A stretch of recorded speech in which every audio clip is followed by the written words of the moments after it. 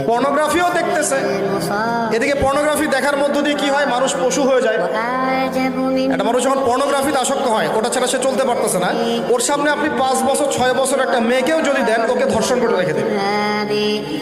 দেখেন, হ্যাঁ, কেন ধর্ষণ করলো 5 বছরের মেয়েটাকে?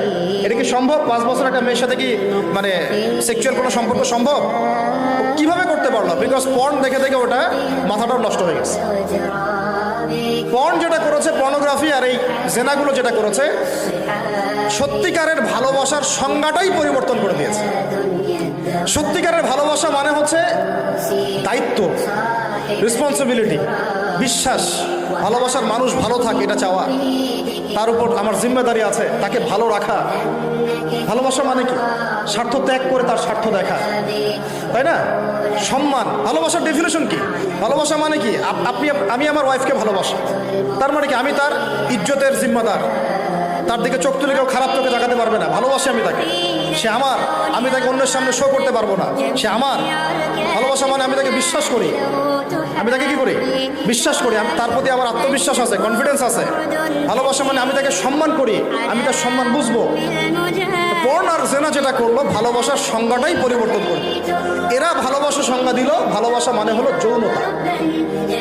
ভালোবাসা মানে জাস্ট সেক্সুয়াল রিলেশনশিপ, আর কিচ্ছু না। এরা যদি একে অপরকে সত্যি ভালোবেসে থাকে, তাহলে আগামীকাল এদেরকে বলেন যে জেনা মুক্তভাবে বিয়ে করে ফেলো দেখি। এদের মধ্যে 80% এটা করবে না। কারণ তাহলে ভালো ভালো যদি এতই বাসো, তা হাতটা ধরিও না তুমি। আল্লাহ পাক হাত ধরতে নিষেধ করছেন।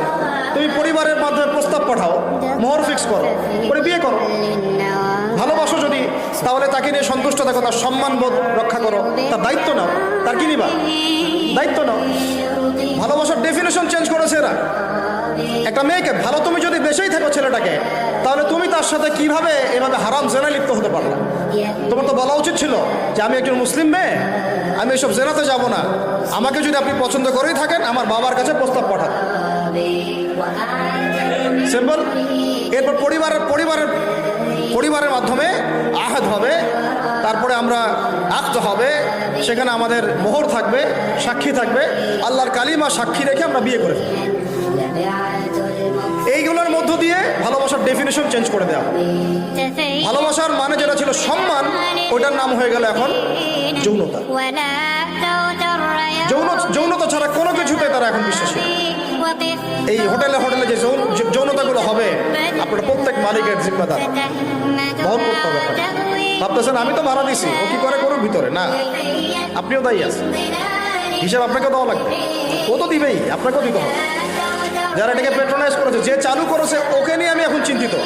এগুলো স্টাডি করতে গিয়ে জানি নামটা আমার মাথায় আসছে, আমার মানে কলিজাটাই কাঁপা শুরু করছে। একটা জিনিস হচ্ছে, আপনি একটা খারাপ কাজ নিজে করেন, মনে করেন নাউজুবিল্লাহ এক ভাই নিজে সুদ খায়, এটা তার ব্যক্তিগত পাপ, ঠিক আছে? এক ভাই ব্যক্তিগতভাবে গান শুনছে, ব্যক্তিগত পাপ। এক ভাই ব্যক্তিগতভাবে হয়তো কেউ নাউজুবিল্লাহ জিনা করেই ফেলছে, এটা তার কি ব্যক্তিগত পাপ। আল্লাহর কাছে ইস্তেগফার করবে, তওবা করবে, আল্লাহ চাইলে মাফ করে দিবেন, পাপ গোপন করে দিবেন, তাই তো? এটা একটা সুরত। একটা সুরত কি? আমি সুদ নিজে খাইছি, আরো লক্ষ কোটি মানুষকে খাওয়াইছি। আমি জেনা নাউজুবিল্লাহ সে নিজে করছে, অন্য আরো লাখ লাখ মানুষ, যুবক যুবতীকে জেনাতে উৎসাহিত করতেছে। নিজে গান শুনছে, মানুষকে শোনাচ্ছে, নিজের মৃত্যুর পরেও সেই গান বাজতেছে। এটা হচ্ছে গুনাহে জারিয়া। এটা কি? গুনাহে জারিয়া। তাহলে একটা গুনাহ নিয়ে আদম আলাইহিস সালাম যদি এত বছর কান্নাকাটি করে, ইব্রাহিম আলাইহিস সালাম কিয়ামতের মাঠে যদি বলেন আমি পারবো না সুপারিশ করতে, নূহ আলাইহিস সালাম যদি বলেন আমি পারবো না সুপারিশ করতে, ঈসা ইবনে মারইয়াম, মুসা আলাইহিস সালাম তারা পর্যন্ত বলবেন আমি আজকে আল্লাহ পাকের সাথে কথা বলার সাহস রাখি না। আর এই যারা গুনাহে জারিয়া চালু করে দিল, এদের কি অবস্থা হবে? কি অবস্থা হবে চিন্তা করেন। এভাবে ছড়াই গেল ফ্রি মিক্সিং, ছড়াই গেল ব্যভিচার, ছড়াই গেল পর্নোগ্রাফি।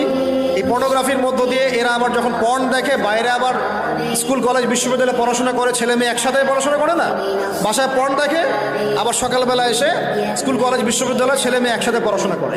তখন ওই যে পর্নোগ্রাফির যে পশুত্বটা, এটা ওর মধ্যে থেকে গেল। একটা মেয়েকে সে এখন চাচ্ছে জাস্ট ওর সাথে একটা সেক্সুয়াল সম্পর্ক করা। মুখে অনেক কথা বলতে পারে, ভালোবাসি, জীবন দিয়ে দিব, এটা সেটা, হাবি যাবি, বিয়ে করবো, আসো আগে করি।